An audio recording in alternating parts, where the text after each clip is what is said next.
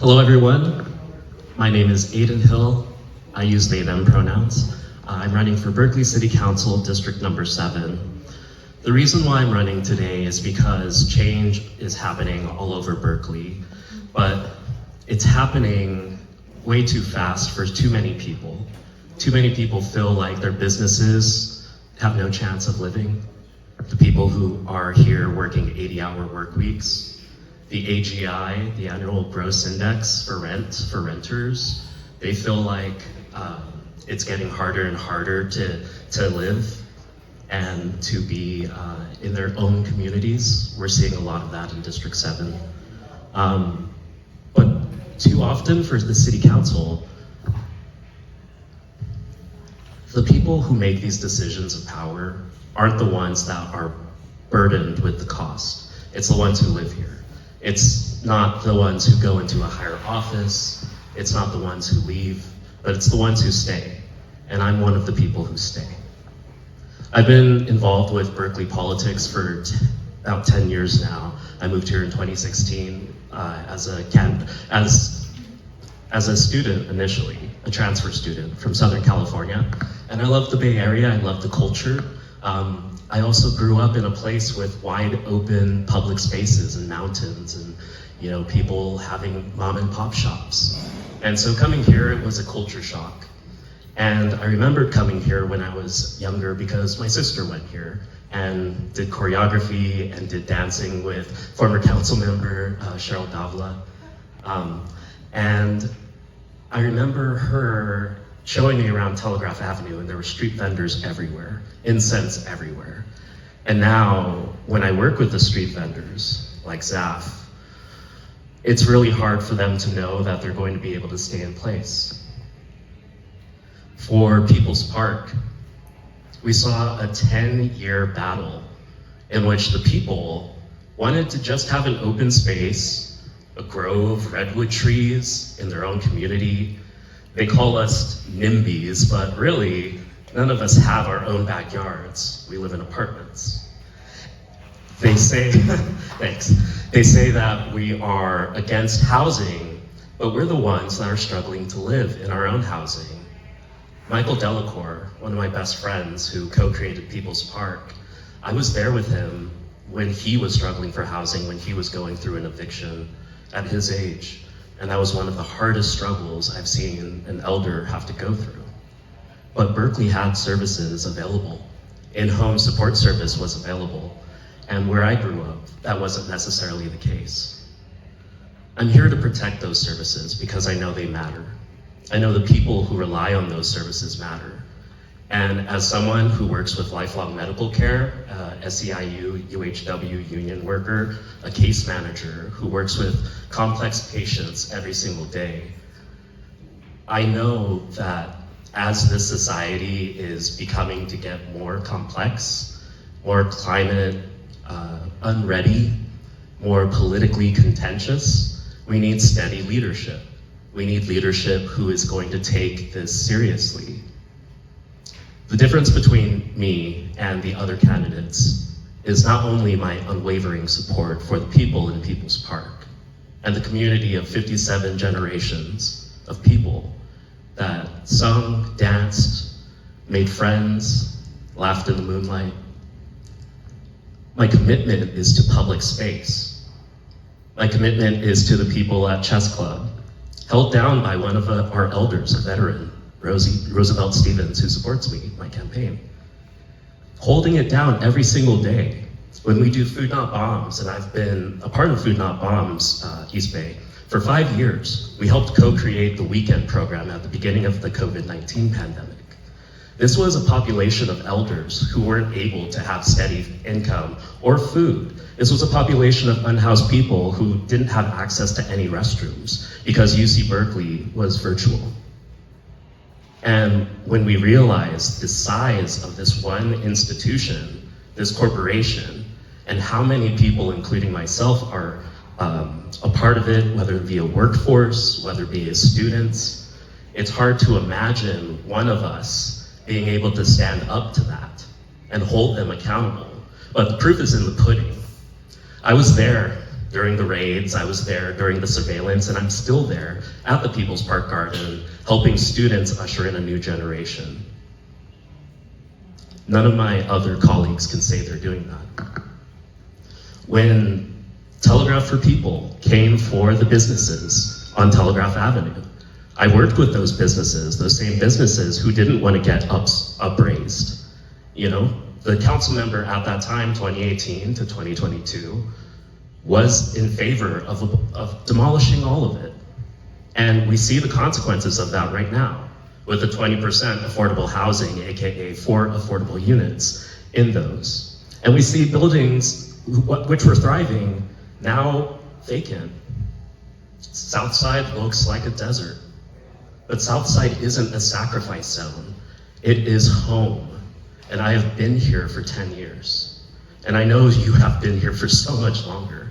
So I have the deepest respect for you. But you have to decide in this election, are you going to go with a person who not only voted to spend $14 million on the People's Park Housing Project in the Housing Advisory Commission, half the deficit of this city, and that was in November, or the person who, despite not having the backing of the YIMBYs or the development prospects or the career ladder through the ASUC, the person who has been with the people on the ground, helping them get through, honestly, some of the worst times of their lives. I just ask you, is that the type of person that you want in office? Someone who's willing to sit here with you, sing with you, take time with you, read your items that you send, your public agenda items, which are awesome, thank you. You know, I'm one of you. And what I ask for is that support. I want to make sure that all these things, the traffic, the lighting, the streets that are still unpaved get done. My program that I would like to develop is a 72-hour repair window to see where, you know, there's still streets in Southside that haven't been redone. We spend a lot of money on bike lanes, but there's still bike lanes in District 7 that haven't been redone. I want to make sure that people can be able to go to school safely. I've worked with so many of the businesses, Artichoke Pizza. I work with Kathmandu, Mad Monks. All of these places are people who are dedicated to the community. And I want to see them thrive. And right now, they are worried. They don't feel represented. So without further ado, I would like to give you all the opportunity to ask some questions. My treasurer is passing around some paperwork to show how committed I am to what Flip declares to want: accountability, transparency, accessibility, a seat at the table. Thank you. Thank you. Can you mention some city council issues that are important to you and how you would address them? Yes. So for example, flock, which was and still is a very contentious issue. I was there that night when the city council passed an increase in the cameras, an extended period of the cameras. I saw it as a position of privacy as a human right. I believe that it was used for predictive policing. I also am aware that the police department is going to lose Homeland Security funding. I told the police department, the police chief in 2018, that we have to create other avenues in order for public safety. And all I hope for is the next city council understands that the budget decreases right now, another issue, a 10% reduction across the entire budget except for police and firefighters. And I support the firefighters, and I'm hoping to get their endorsement as a sorry, I feel like I'm tangenting, but as a community emergency response person, you know, I understand the role of public safety. And it's cutting housing support, it's cutting public resources, it's cutting parks and recreation, it's cutting transportation. We have to decide, what are we gonna do with that budget deficit? And so, yes, all the issues on the council, all the issues of the commission are very important to me. I want to appoint people who care about those issues, who are willing to take alternative stances to make sure that we have a wide range of viewpoints on those commissions. But it's very clear, and you can see in my packet, like these commissions matter. And you have a comparison between two commission members. One of them voted to give hand wash stations, transitional housing support, sanctuary encampments, and the other voted to build on People's Park. Great. Can you share with the group what your qualifications are, your vocation, education, organization, leadership role? Yes. My qualification, I'm an SEIU UHW union member. I work with the IWW in many ways, REI, Pete's Union. I'm a political science major and bachelor's degree. I have an associate's degree in communication studies. I was on the Homeless Commission before it was taken out. And I was the vice chair of that commission. I work as a clinical health worker. I've worked in multiple capacities throughout UC Berkeley, from the student perspective to a full-time worker. And ultimately, I have the lived experience that's needed for this role. Yeah. And I'm happy to answer that. Great. I think you did mention you've lived in Berkeley for 10 years? Yes. Okay, a couple other questions that we're going to ask, like everybody, and then we'll go to public comment on the public questions. How would you campaign? Yeah, I'm already campaigning. I'm doing a lot of field work right now. You're going to see Southside filled with flyers for me because it is graduation and parents are here. And you know, parents want the best for their students. So I'm doing a lot of digital outreach. You can check out my website, www.aidanhill.vote. You can see all my campaign positions. And I take this very seriously. I'm doing the pre-work to make sure that when I do get in office, the first 100 days, I can implement the programs that I want. A Southside stability program. And that requires, you know, significant investment in the minimal resources of the budget that we have currently. Great. And how would you finance your campaign? Yeah, I need community help. Now, I'm not a Republican, I'm not a Democrat, I'm an independent. I'm an independent, and I work with Green Party of California, and I work with Peace and Freedom Party. So small scale donations are what's gonna get us through. I have the capacity of field work. So many supporters, but my population is low income people. Honestly, a $10 donation from a Berkeley resident can go so far with a $60 donation. That's pamphlets and literatures. I live with 92% of renters. That means most people are in high rises. That means it's difficult to knock on their doors. So mail is an essential part of getting the word out. And again, doing these public events, doing these campaigns, coming to these meetings, that's all coalition building. And the coalition, the union, makes us strong. And so I've gone to the NAACP, awaiting to hear back from them. I've worked with Youth Spirit Artworks over the years in different capacities. I'm getting support from their members. I want to build a campaign of Berkeley for Berkeley. And that means that I'm not focused on the Dem to development pipeline. And can you share what endorsers and supporters you might have right now? Yeah, my biggest supporter is former council member Cheryl Davila. I'm in conversations with different unions, labor organizations, renter organizations, and equity organizations right now. A lot of that has been focused on the primary, but I have given a significant amount of endorsement opportunities before. I can say I've been formally endorsed by the Berkeley Housing and Climate Action Coalition, and I can say I've been formally endorsed by the Green Party of California and their national segments, as well as the Peace and Freedom Party. All of those groups, the things they want, their mission is significant to me. And I take it seriously when I do have a working relationship with coalition partners. I will show up for you, always. And I hope that you can show up for me in this moment. We'll open it up now to comments over there. Hey, Yes. I like your platform. I voted to endorse you in past races, and I'm not against. I'm happy to hear you saying that you take this race seriously. The thing about this district is, sadly, not many people vote. The district is winnable. I've canvassed it in the past for an incumbent. with voter lists, basically everybody had moved. What is your specific strategy for winning this winnable district and getting through to people? Thank you. Do you mind if I preface that question with some information? Yeah. So initially I ran for city council in 2018. In 2020 we had the census, which changed the district.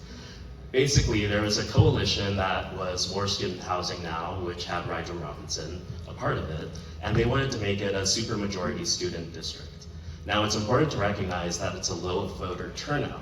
So it's 16,000 people that are in this district, and 500 to 700 people turn out. The proof is in the pudding, the math doesn't make sense. So it's a heavily specific district that's based around UC Berkeley. And so the idea is that by getting a Democratic endorsement, you'll have the popularity of the national Dems, and then you'll be able to get in. It's going to be basically a flyer war. But the point is to make sure that people feel like there is someone to vote for and not just a check mark name off a list. And so going always door to door, doing concerts, making sure that Chess Club has resources, helping out the Food Not Bombs volunteers, helping everyone that's trying to make this community better. So public facing, getting mailers out, showing up on digital media, all of those things will make it the effort worth it to get actual voters to drive. You mentioned about the bike lanes and the south side streets and I wasn't certain whether you were talking about that it doesn't have good bike lanes, it doesn't have good paving, it probably is a combination of both. My question is, right now, the Hopkins Street is back in the forefront. And this is a fight over a bike coalition that says smooth paving on a street is dangerous. The only way you can protect cyclists is by having cycle tracks, protected bike lanes. And I'm curious, and that's the issue now. Hopkins was supposed to have been paved in 2023, took it off the paving, and now it's been held up by the Transportation and Infrastructure Commission for a long time because they won't let it get paved without the inclusion of a cycle track, which largely the area around it opposes. Yes. Talk to me about that. Yeah, you said it yourself, the area around it opposes it, and I understand the need for medical services as well as our elders to have that. I can't imagine, changes in bicycle pavement. When you have a bike and you're riding around the bike lanes right now, there's so much debris just from the sidewalks that's not being cleaned. And so your bike actually, there's a whole thing for that, but I want to respect the time. I would support the residents of Hopkins. I would work with the Bike Coalition to find alternative routes, which I believe in, and to make sure that, this should be a collaboration in many ways, but I feel like it's a fracture. And so as a council person, my job is to bring people to the table, hold public hearings, and find the best path forward. I hope that answers your question. $4 million they would spend there on bike lane and put it in the south side streets. Exactly, I'm aware. Exactly, Okay. yeah. Thank you. Go ahead, Chris. So statewide and in Berkeley, we're talking about housing and the need for more housing, especially really affordable housing, Yes. however that's defined. And the current state emphasis, which is mirrored here in Berkeley, is to allow the maximum amount of market rate housing, which the belief is, which people at all levels, from the Berkeley present council members all the way up to the governor of this state, believe is eventually going to, and I think they use this term, trickle down to then create eventually affordable housing. And so that's the current MO that's governing how from our council all the way to Jesse Argine, our state senator, to our governor, is approaching providing housing for people who currently can't afford market rate housing. I just want to hear your thoughts on that. Whether you agree with that, that's the right approach, or that's the wrong. I'm for community land trust, public housing from the government, and tiny homes, all the way. With that said, the state has mandates, Ellis Act, there's so many more. And that requires a certain amount of units to be built per year. I know that Berkeley has overextended their high rises and wildly unaffordable units. I want the opposite. I want a public market that can compete with the speculative market and to keep all those units on rent control. So my job is to make sure that if there are high rises, I want the residents that live here to be able to move into those high rises. That's what I advocate for. Until then, public housing all the way. Yes. Kelly, go ahead, Kelly, and then Would you please comment on the city plans for a local density bonus citywide? Have you been following this? Yes. With no affordable inclusionary housing? My answer is obviously, why is there no affordable or inclusionary housing? And so I would be against that immediately. The fact that there are interests that want to build higher, and again, the population of Berkeley is increasing, especially due to UC Berkeley, and there needs to be accountability for that. I understand the need to expand our housing to 6 units, but the 20 units that are being developed, that density bonus, I completely disagree with for so many reasons, environmental as well as human capacity. And again, I'm a CERT trained, public service person. I can't imagine someone without an elevator working in a PG&E outage trying to go down 20 stories of, it doesn't make sense to me. I'm open to the conversation, but again, I'm against density without affordable covenants. Can I ask one? Actually, I wanted to change the subject. Okay. Since you've expressed your interest in nature and open space, Yes. how do you feel about the pier and ferry and a potential $30 million investment from the city to support this project? I'm smiling because I'm sure I have the same reaction as many of you. Why? I'm against pollution, and so I know that the ferry in and of itself, it's not sustainable. I want to protect our marine life. I think the investments, especially since, again, climate science, there is going to be a sea level rise. And so I think the designs that were proposed back in 2010 have to be revisited, and we have to make sure that those residents have a way. I remember when there was a tsunami watch, and so I want to make sure, I understand, I want to make sure the residents, the pier, all those people get safety, and the designs right now do not reflect that. So they're saying it's going to be electric and the EIR just closed. Yeah. I was never in favor of the pier idea. I would have to work with the city council member to be able to make it as beneficial as possible. What does EIR stand for? environmental. Oh, EIR. Yeah.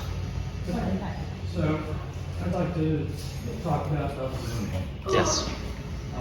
In what you wrote in your statement to here, you talked about thoughtful housing growth. What does that mean? Yes, thank you. Thoughtful housing growth is thinking at a neighborhood scale. So what are the people actually wanting? What is the vacancy rate in that area? What is the opportunity to develop? So if there is a vacant lot, depending on the square footage, we can think about the density of the neighborhood, what those people actually want. That's smart housing growth. I would never just upzone because the space is there. And I'm very much against large corporations being a part of housing development. And so my first go-to is those nonprofits and community land trusts. So the planning commission did the version which allows aggregation of sites. So you take the post office on College, and now you take the next 3 shops. Yes. The same thing's happening in District 7. How do you stand on that? I'm against those types of proposals. I'm focused on making sure that those businesses have a place at the table. I can't promise one council person can change zoning laws or upzoning or local density, but I can say that I'll be honest with you. and I'll talk to you about what I can and cannot do and what's being presided at the table. Right now, the city council, they get memos at the middle of the night, and they're 600 pages. You know, they're not talking to their constituents about that. And so my promise is to make sure that you're informed at every step of the way. And I appreciate your endorsement. One more question. Yes. Which is, the council used to have a committee which decided what went on to the calendar. Yes. And a lot of that discussion, that back and forth discussion, was done in that committee, not on the council floor. Are you in support of reinstituting that policy? Yes. Okay, and our last question goes to Margot. Well, I didn't hear you say that you were taking a public financing for your campaign, are you? Yes. Okay, thank you. Okay, closing statement? This election, I want you to consider what's at stake. We have a thriving open space that has been paved over. The next council member decides what comes next. Do we have community benefits agreements? Do we have more than just one restroom to replace the 6 that UC Berkeley did? Do we have access to that open space so it's not gated like Unit 2? Or do we follow the status quo? Do we raise Telegraph Avenue and put high rises there? Do we make sure that, you know, students are the only factor in all of Berkeley? District 7 has that choice. And I know many of you, and I promise you that I will work with you. I won't just get into office and be like, nope, I don't know Willie, for example. I take this seriously, and I know that as time goes on, you have to think about who's going to be in office in 2030, and that you believe will continue to work with you and will not sideline you for some developer, or will not sideline you for some, you know, institution.